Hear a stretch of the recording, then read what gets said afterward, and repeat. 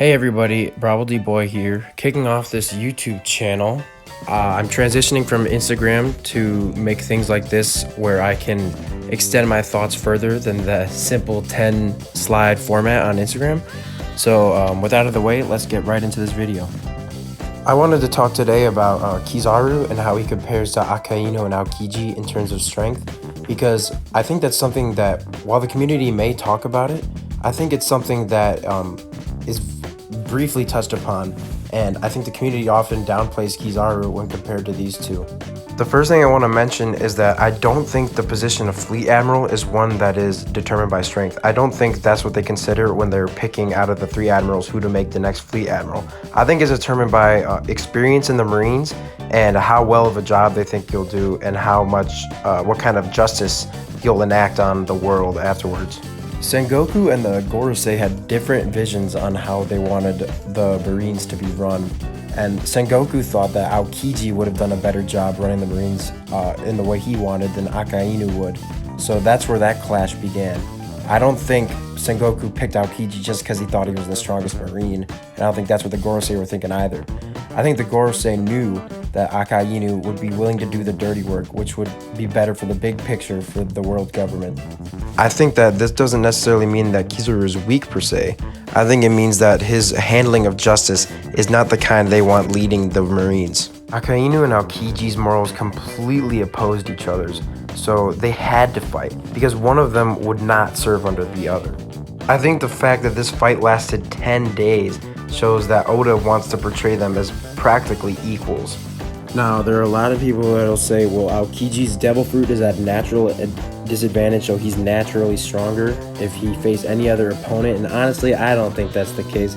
I think Oda wanted them to be equals, because you could also argue that once Aokiji's ice is melted, it could turn to water, which would cool down the magma, so I think that goes both ways, and I don't think that you're supposed to read into that. Now, tying Kizaru back into this, I say that if Akainu and Aokiji can fight on equal terms, I don't think there's anything in this story that disproves the fact that Kizaru can't do that as well.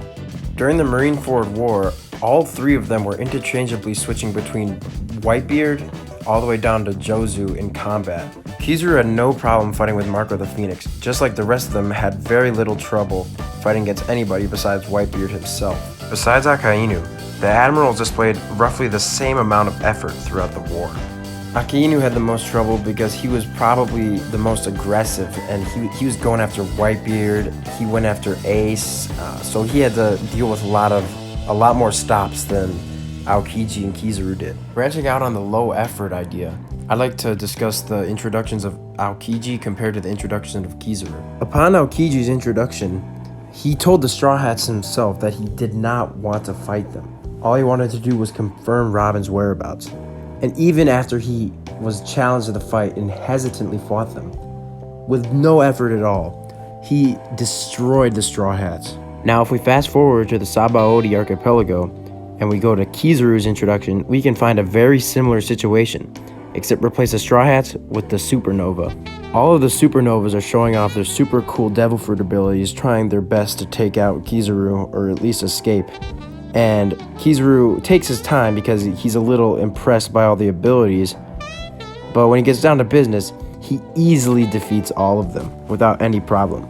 If Rayleigh wasn't there, the archipelago would have gone a lot different. Just because Kizaru was the only admiral that wasn't considered for the position of Fleet Admiral doesn't mean that he's weaker than any of the other ones. He's a very laid-back guy, and unlike Aokiji and Akainu, he isn't really restricted by moral barriers in what he decides to do. He'll do any task he's ordered to do, and he won't really care the morals behind it. That personality is not one that you would want leading the entire world navy. Despite this, he's still just as much of a force to be reckoned with as the other admirals.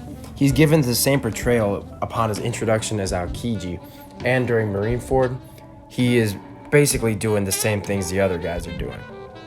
But what are your thoughts? Leave your comments down below and be sure to like and subscribe. I'm still new to this, so please comment down below what you want to see in the future as well, because I'm always open to ideas, and I hope you all have a wonderful day.